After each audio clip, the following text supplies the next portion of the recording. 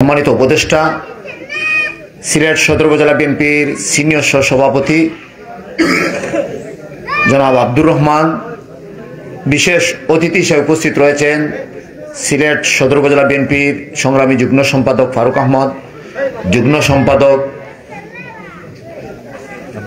জনাব আব্দুল খালিক, বিশেষ অতিথি হিসেবে উপস্থিত রয়েছেন সিলেট জেলা সদর উপজেলা বিএনপির সাবেক সহসভাপতি হাজি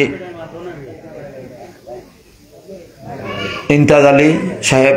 বিশেষ অতিথি উপস্থিত রয়েছেন সিলেট জেলা বিএনপির সংগ্রামী উপদেষ্টা জনাব সিরাজ মিয়া, সিলেট জেলা যুবদলের সংগঠন সম্পাদক, সদর উপজেলা যুবদলের যুগ্ম আহ্বায়ক ত্যাগী নেতা আলী রহমান আলী, যুগ্ম সম্পাদক যুবদলের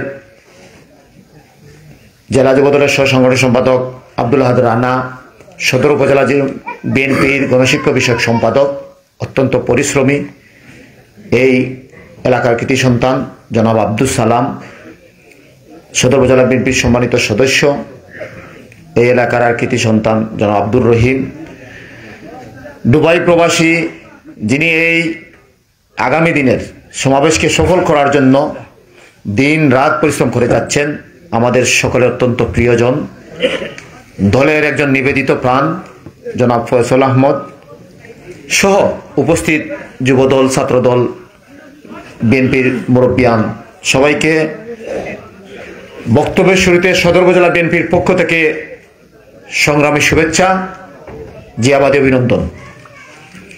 সময় দীর্ঘক্ষণ হয়ে গিয়েছে, মুরব্বীরা অনেক সময়তে কষ্ট করছেন।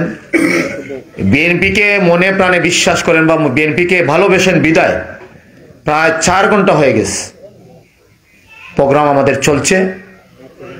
একটি উদ্দেশ্য, একটি লক্ষ্য, আগামী জনতা জনাব খন্দকার আব্দুল মুক্তাদির সাহেবের সমাবেশকে সফল করার জন্য আমাদের এই পরিশ্রম, এই সময় ত্যাগ তিতিক্ষা আমরা দিচ্ছি। বাংলার রাখাল রাজা, স্বাধীনতার ঘোষক, বহুদলীয় গণতন্ত্রের প্রবক্তা শহীদ প্রেসিডেন্ট জিয়াউর রহমান বিএনপিকে সুসংগঠিত করেছিলেন, বিএনপি নামক দলকে গঠন করেছিলেন এদেশের বুখানন্দ মানুষের মুখে হাসি ফুটানোর জন্য, দেশের স্বাধীনতা সার্বভৌমত্ব রক্ষার জন্য, দেশের আবাল বৃদ্ধ জনতা যেন হাতে হাতে কাঁধে কাঁধ মিলিয়ে দেশ মাতৃকার কাজে নিয়োগ হতে পারে। আমাদের শহীদ প্রেসিডেন্ট জিয়াউর রহমান এই দেশকে একটি উন্নতিশীল দেশে পৌঁছানোর জন্য নিজে খাল খনন করেছেন, ধানের ফসল 2 ফসল থেকে 3 ফসল হওয়ার জন্য কাজ করেছেন, যুব সমাজকে কর্মমুখী করার জন্য কাজ করেছেন, দেশকে দেশের মানুষের মুখে হাসি ফুটানোর জন্য সৌদি আরব সহ এশিয়া মহাদেশের বিভিন্ন দেশে আমাদের দেশের শ্রমিক নিয়োগ দেওয়ার জন্য এশিয়া মহাদেশের বিভিন্ন দেশকে চাপ দিয়েছেন এবং বিভিন্ন দেশের সাথে সমঝোতা করে হাজার হাজার মানুষ তখন বিদেশ পাড়ি দিয়েছিল। একটি উদ্দেশ্য, একটি চিন্তা, একটা চেতনা, এই বাংলাদেশ একটি সমৃদ্ধশীল বাংলাদেশ হবে, বাংলাদেশের সকল মানুষের মুখে যেন হাসি ফুটে, সকল মানুষ যেন অন্ন বস্ত্র বাসস্থান থাকে। এই দীর্ঘ সংগ্রাম করার পর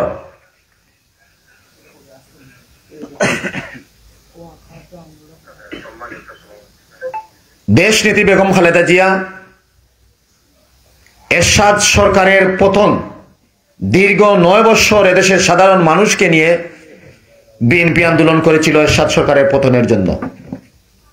আমাদের অনেকেরই মনে আছে এবং পত্র পত্রিকায় মিডিয়া সেগুলো আছে, তখন আওয়ামী লীগ, বিএনপি, জামাত, জাসদ, বাসদ, নেপ সব মিলিয়ে এরশাদের বিরুদ্ধে আন্দোলন তৈরি করা হয়।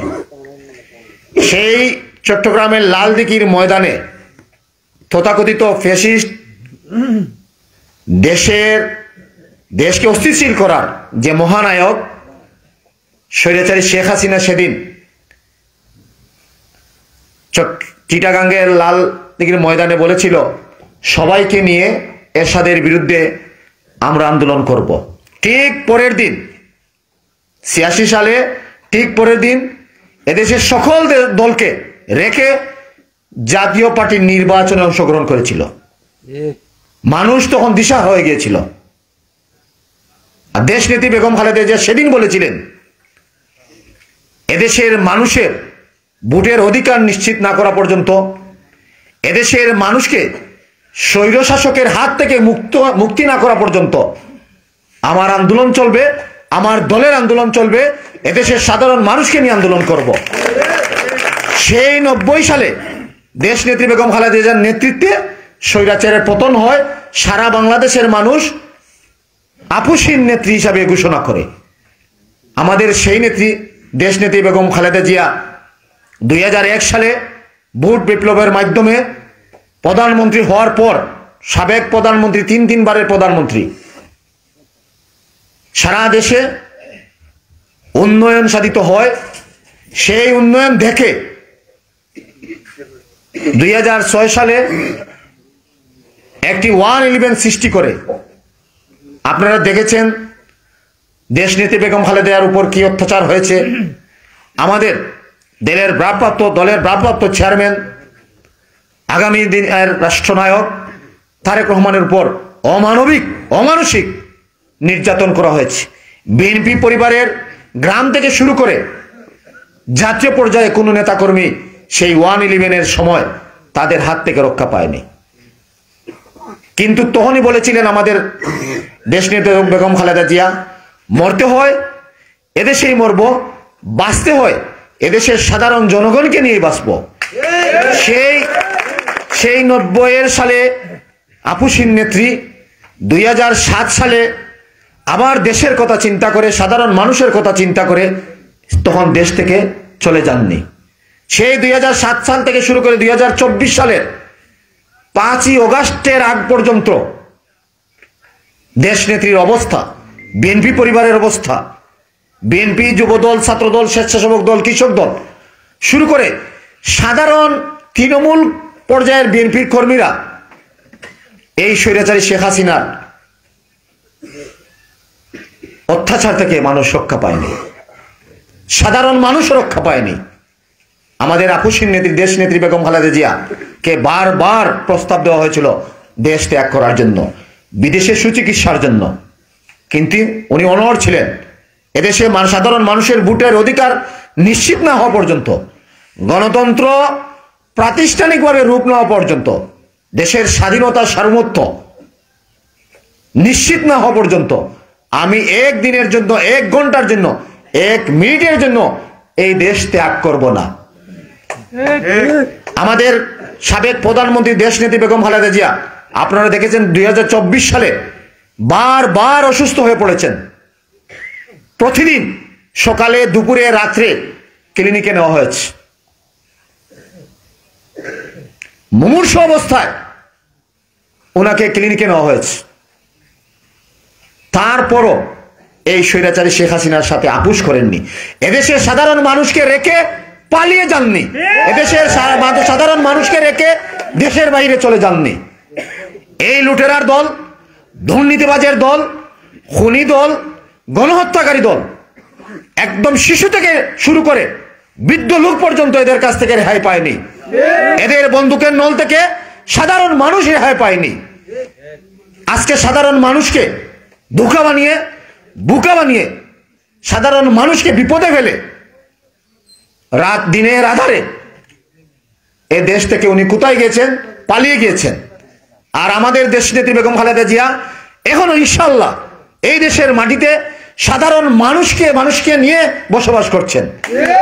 একটি চিন্তা, একটি ধারণা, এই দেশ আমাদের, এই দেশের মানুষ আমাদের, এই দেশের জনগণ আমাদের, এই দেশের মাটি আমাদের, এই দেশের শস্য সফলা আমাদের।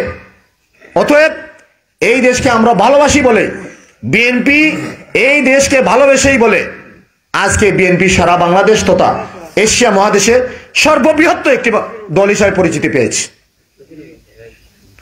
আমরা বিএনপি কেন করি? বিএনপি কেন করব? ছাত্রদল কেন করব? যুবদল কেন করব?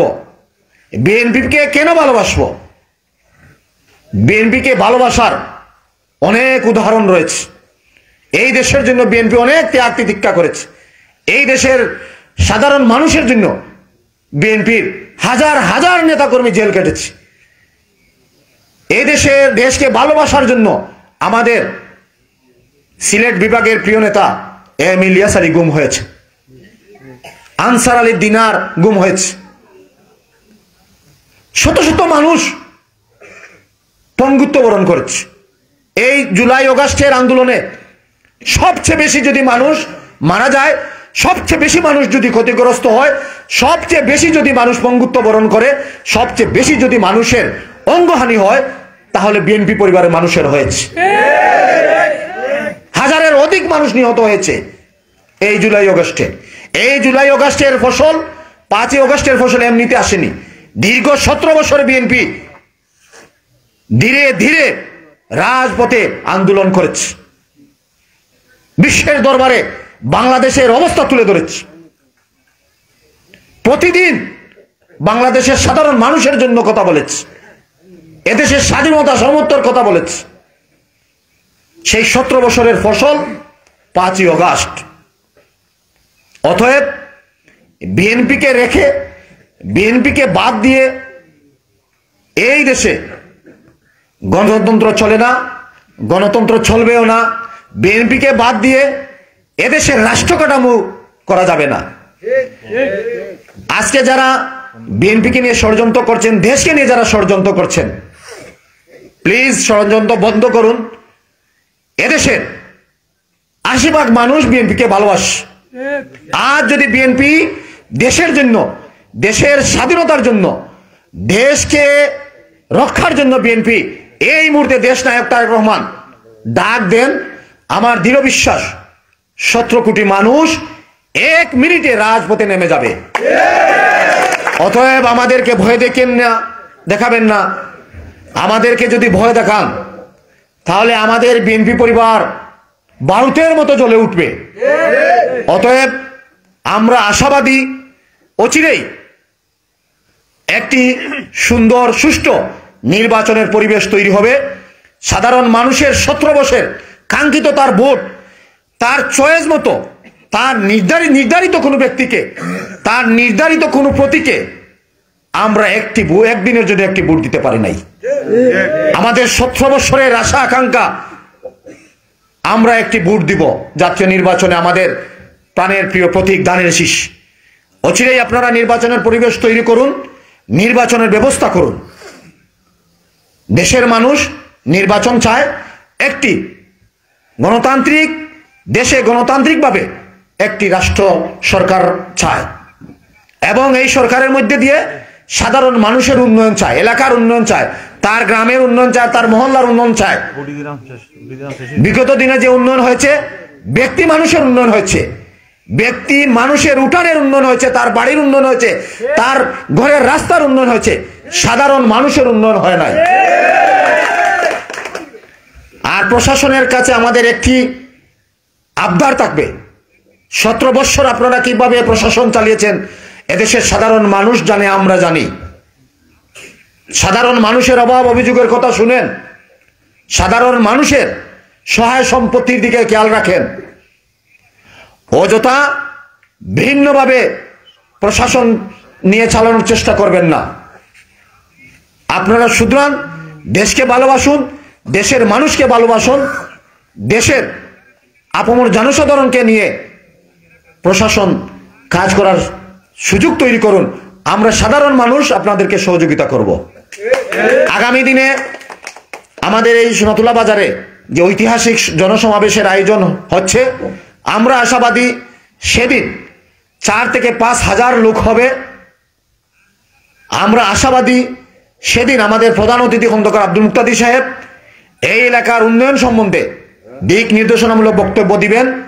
এই অঞ্চলের মানুষের সুখ দুঃখের কথা শুনবেন, এই অঞ্চলের মানুষের অভাব অভিযোগের কথা শুনবেন, সেই দিনের অপেক্ষায় আমরা রয়েছি, আশাবাদী আগামী দিনে যে সমাবেশের তারিখ ঘোষণা হবে সেই তারিখে আমরা যেন সবাই হাতে হাত মিলিয়ে, কাঁধে কাঁধ মিলিয়ে সমাবেশকে সফল করার চিন্তা ভাবনা নিয়ে, সমাবেশকে সফল করার মনোভাব নিয়ে একে অন্যের প্রতি সহযোগিতার হাত বাড়িয়ে বিএনপির সমাবেশকে সফল করি। বিএনপির সমাবেশকে সফল করার লক্ষ্যে, তারেক রহমানের সমাবেশকে সফল করার লক্ষ্যে আমরা কাজ করব। সেই উদারত আহ্বান জানিয়ে সবাইকে ধন্যবাদ জানিয়ে আমার বক্তব্য বিদায় নিচ্ছি। বাংলাদেশ জিন্দাবাদ, বাংলাদেশ জাতীয় দল বিএনপি জিন্দাবাদ, তারুণ্যের অহংকার তারেক রহমান জিন্দাবাদ, দেশ নেত্রী বেগম খালেদা জিয়া জিন্দাবাদ জিন্দাবাদ।